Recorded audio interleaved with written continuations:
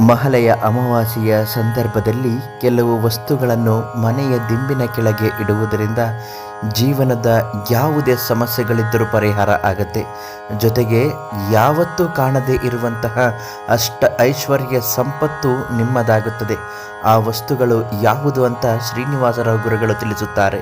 ಅದಕ್ಕಿಂತ ಮೊದಲು ನಿಮ್ಮ ಜೀವನದ ಎಂತಹ ಸಮಸ್ಯೆಗಳಿದ್ದರೂ ಕೂಡ ಶಾಶ್ವತ ಪರಿಹಾರಕ್ಕಾಗಿ ಶ್ರೀನಿವಾಸರಾವ್ ಗುರೂಜಿಗೆ ಇವತ್ತೇ ಒಂದು ಫೋನ್ ಕರೆ ಮಾಡಿ ಸಂಪರ್ಕಿಸಿ.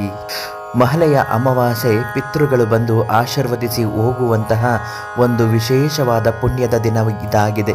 ಈ ಸಂದರ್ಭದಲ್ಲಿ ಪಿತೃವನ್ನು ವಶಪಡಿಸಿಕೊಳ್ಳುವ ಮತ್ತು ಮಹಾಲಕ್ಷ್ಮಿಯ ಅನುಗ್ರಹ ಆಶೀರ್ವಾದವನ್ನು ವಶಪಡಿಸಿಕೊಳ್ಳುವಂತಹ ಗೋಮತಿ ಚಕ್ರ, ಇದನ್ನು ಶ್ರೀನಿವಾಸರಾವ್ ಗುರುಗಳಿಂದ ಕೇಳಿ ಪಡೆದುಕೊಳ್ಳಬೇಕು.